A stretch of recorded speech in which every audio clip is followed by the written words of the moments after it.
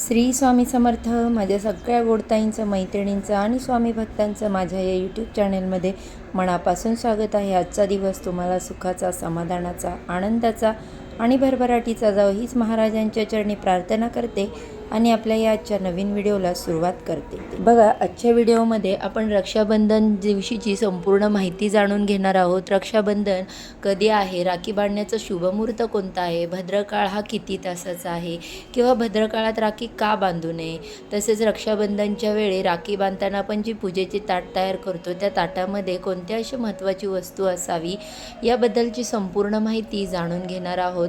तर video skip न करता शेवटपर्यंत नक्की बघा, म्हणजे तुम्हाला या व्हिडिओमध्ये दिलेली माहिती अगदी सहजपणे पोचेल. आणि सर्वप्रथम तुम्ही जर माझ्या चॅनेलवरती नवीन आला असाल तर माझ्या चॅनेलला सबस्क्राईब करून बेल आयकॉन क्लिक करा, जेणेकरून माझ्या चॅनेलवरती येणारे नवनवीन व्हिडिओज, माहिती, पूजा, विधी यांचे नोटिफिकेशन अगदी सहजपणे तुमच्यापर्यंत पोचेल आणि तुम्ही एक पण व्हिडिओ मिस करणार नाही. चला तर मग आता वेळ न घालवता आपण व्हिडिओला सुरुवात करूया.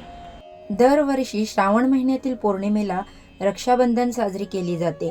हा बहीण भावाचा सण आहे. या निमित्ताने बहीण भावाच्या हातावर राखी बांधते, भावाला ओवाळते, नंतर त्याला मिठाई किंवा पेढे भरवते. त्यावेळी बहीण भावाच्या सुखी जीवनाची आणि दीर्घायुष्याची प्रार्थना देवाकडे करते. राखी हे एक प्रकारचं सुरक्षा कवच आहे. भावाने संरक्षण करण्यासाठी बहिणीला त्याला राखी बांधते. पण आता जमाना बदलला आहे. बहीण ही भावाचं संरक्षण करताना, त्याचं संगोपन करताना, तसेच अनेक काही त्याचे निर्णय घेते किंवा त्याला सल्ले देते. बहिणीने राखी बांधल्यानंतर भाऊ तिला गिफ्ट देतो.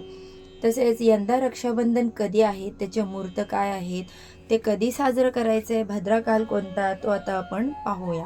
हिंदू पंचांगानुसार श्रावण महिन्यातील शुक्ल पक्षाच्या पौर्णिमेला 19 ऑगस्ट 2024 रोजी सोमवारी रक्षाबंधन आहे. सोमवारी सकाळी 3:04 मुहूर्त सुरू होईल, तो रात्री 11:55 असेल. शास्त्रानुसार कोणताही उत्सव उदय तिथीच्या हिशोबाने साजरा केला जातो. त्यामुळे यावेळी रक्षाबंधनचा सुरुवात ही 19 ऑगस्ट रोजी होणार आहे आणि आपण 19 ऑगस्टला रक्षाबंधन साजरी करणार आहे. आता रक्षाबंधनाचे मुहूर्त काय आहेत हे आपण पाहूया. रक्षाबंधनाचा मुहूर्त दुपारी 1:30 सुरू होईल, तो रात्री 9:08 संपेल. या मुहूर्ताचा कालावधी 7 तास 38 मिनिटे राहणार आहे. रक्षाबंधनसाठी दुपारचा मुहूर्त 1:43 पासून ते सायंकाळी 4:20 आहे. हा कालावधी 2 तास 38 मिनिटे इतका आहे. रक्षाबंधनचा प्रदोष काळाचा मुहूर्त संध्याकाळी 6:56 ते रात्री 9:09 आहे. आता आपण रक्षाबंधनसाठी जो भद्राकाळ असतो तो केव्हा चालू होतो आणि त्याची वेळ काय आहे ती पाहून घेणार आहोत. रक्षाबंधनात भद्राची अंतिम वेळ दुपारी 1:30 वाजता आहे. रक्षाबंधनचा भद्रा जो आहे तो सकाळी 9:51 वाजल्यापासून ते सकाळी 10:53 असणार आहे. रक्षाबंधनचा भद्रा मुग जो आहे ते सकाळी 10:53 पासून ते दुपारी 12:37 असणार आहे. तर आता या शुभ मुहूर्तावरती आपल्याला आपल्या भावाला राखी बांधायची आहे. जो भद्राकाळ आहे तो सोडून आपल्याला रक्षाबंधन साजरं करायचं आहे. आता आपण बघूया रक्षाबंधनचं काय महत्त्व असतं. धार्मिक मान्यतेनुसार देवी लक्ष्मीने बळीराजाला राखी बांधून भाऊ मांडलं होतं. या दिवशी बहीण भावाच्या हातात संरक्षण कवच बांधून त्याच्या सुखी जीवनाची कामना करते. तर भाऊ सुद्धा या रक्षासूत्र बांधल्यावर बहिणीचं संरक्षण करण्याचा संकल्प करत असतो. बघा, रक्षाबंधनच्या दिवशी काही असा वेळ असतो तो भद्राकाळ म्हणून मानला जातो. या भद्राकाळामध्ये आपल्या भावाला राखी बांधू नये, हे जर असे आपण केले तर ते फार अशुभ मानले जाते. यामागे देखील एक पौराणिक कथा आहे. भद्रा ही शनिदेवाची बहीण आहे. न्यायदेवता शनिदेवाप्रमाणेच भद्रा ही स्वभावाने उग्र आहे. असे म्हटले जाते की भद्राला ब्रह्मदेवाने शाप दिला होता की जो कोणी भद्रकालात कोणतेही शुभ कार्य करेल त्याला कधीच यश मिळणार नाही. म्हणून भद्रकालात कधीही आपल्या भावाला राखी बांधली जात नाही, हे यामागचे कारण सांगितले जाते. बघा, आपण आपल्या भावाला ओवाळण्यासाठी आरतीची थाळी तयार करतो. आजकाल बाजारामध्ये अनेक अशा सुशोभित अगदी वर्क केलेल्या खूप सुंदर अशा थाळी रेडीमेड तयार विकत भेटतात. परंतु ही थाळी जरी तुम्ही आणलीत किंवा तुम्ही तुमच्या घरी साधीसुधी थाळी तयार केली तरी त्याच्यामध्ये एक अशी गोष्ट आहे ती आवश्यक ठेवायची आहे, ती अतिशय पवित्र व महत्त्वाची मानली जाते. आता आपण नेहमीच्या थाळीमध्ये हळदी, कुंकू, अक्षदा, त्याच्यानंतर मिठाई, तसे 2 दिवे ओवाळण्यासाठी, सुपारी असं सगळं ठेवत असतो. परंतु आज आपल्याला रक्षाबंधनच्या दिवशी भावाला ओवाळण्याची जी थाळी तयार करायची आहे त्याच्यामध्ये आपल्याला चंदन हे आवश्यक ठेवायचे आहे. कारण धार्मिक मान्यतेनुसार चंदन पवित्र मानलं जातं. त्यामुळे चंदनासोबत तुम्हाला थाळीमध्ये बाकी हे साहित्य ठेवायचं आहे. त्यानंतर दुसरी वस्तू आहे ते म्हणजे दही. आता दहीसुद्धा एक पवित्र किंवा आपण कोणतंही शुभ कार्य करायला जाताना बघा दहीसागर हातावर दिलं जातं. त्यामुळे या थाळीमध्ये दहीसुद्धा ठेवणं तितकंच महत्त्वाचं आहे.